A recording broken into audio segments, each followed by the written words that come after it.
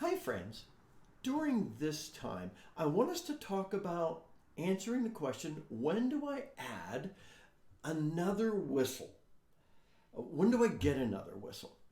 This conversation started, I don't know, maybe a month ago when some of the friends in our community and I were talking about trying to answer the question, when do I upgrade my whistle? And during the conversation, and for me, it turns into three questions. What factors do I consider in purchasing a whistle? When do I get another whistle? And when do I upgrade my whistle? And during this time, we're looking at when do I get another whistle? And when we initially had the conversation that I'll link at the top about what do I need to think about in buying my first whistle, those factors are the same in answering each of the three questions. Factors like, what key do I want the whistle in? What are some of the tone qualities about the whistle that are the ones I'm looking for, that my ear wants to hear? What about the volume of the whistle, loud or soft? What about the required breath pressure for the whistle? What about playability in both octaves? Do you want one that's tunable, not tunable? So many questions to answer. And those external factors, factors about the whistle itself, are things we need to think about when we're deciding what whistle to purchase, or what whistle to add, or to what whistle to upgrade. Now, inside me, inside Scott, and inside you, factors come into play as well in each of these questions. For example, have you ever played an instrument before, especially a woodwind? Do you understand the blowing and the fingering? What are your aspirations with playing the whistle? Is it just going to be a fun hobby? Do you want a whistle just to have a whistle? Are you looking at really becoming a good player? Do you think you're ever going to want to play with other people in the future? Again, so many internal factors to consider. And those internal factors apply to all three questions. So, when might you want to buy another whistle?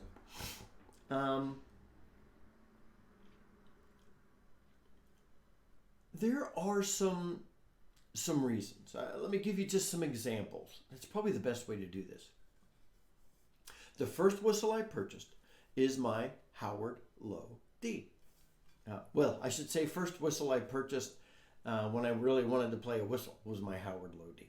Now, when I got a recorder, I got the Susato High C, but like I told you before, I've never really played it, so that doesn't count. I love my Howard.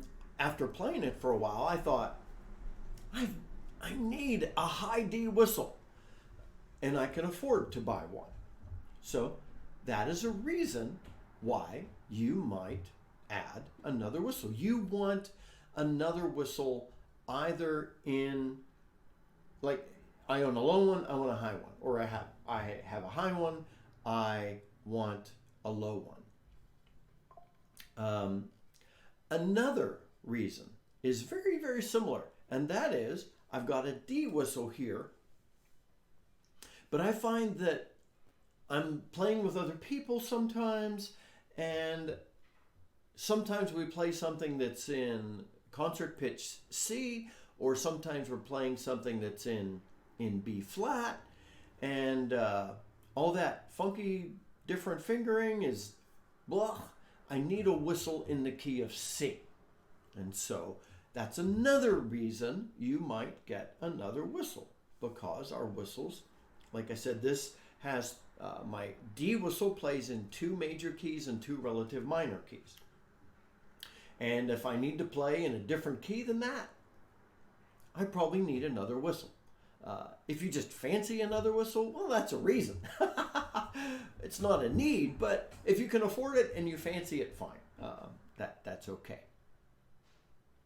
Another valid reason to get another whistle is that you thought from all the external reasons and internal reasons that you loved a particular whistle, and so you bought it. You get it, you're playing it, and after a while you're like, I am not a huge fan of this whistle. Well, buy another and then sell that one. Okay? One of the reasons I say buy a whistle that's good enough to sell. Because if you get the least expensive whistle possible, you might not be able to sell it if you don't like it. So that's another reason. These are all good, honest reasons. There's personal considerations to think about. You might also be in a situation where you purchased and you really like a clean, clear tone to your whistle. But you're in a situation where you need something that's got that little bit of grittiness for what you're playing. And so you buy a different whistle to meet that need. Or you maybe have a loud whistle and you're playing at home and your family's complaining, and so you buy a soft whistle. Again, see, all the external and internal factors could come into play as legitimate reasons why you buy another whistle. I mean, in some ways, it's just common sense, isn't it? There's a funny thing going around, kind of jokes about whistle acquisition syndrome, or it's also called whistle obsessive acquisition syndrome. Meaning, oh no, I need another whistle, or you're just chasing that perfect whistle. Well, that's not really a valid reason to buy another whistle. And I gotta tell you, and I'll tell you in another video coming up, that there is no such thing as a perfect whistle.